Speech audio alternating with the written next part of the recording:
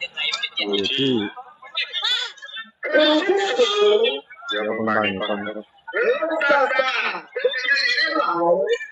สราชวงศ์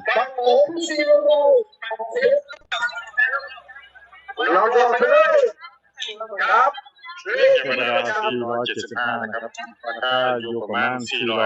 425นะครับ กำลังสองราชวงศ์จากหัวเมืองมหาชัยชัยจงถึงตาม2-1ไปสราชวงศ์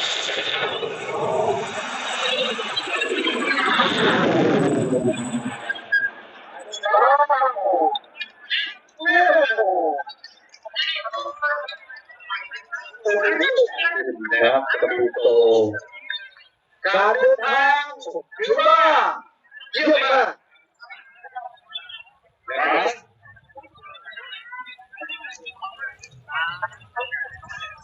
รับเดินทางดีครับดี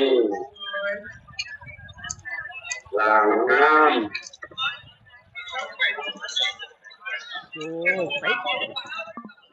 มาเลยมาดูแบบมาดู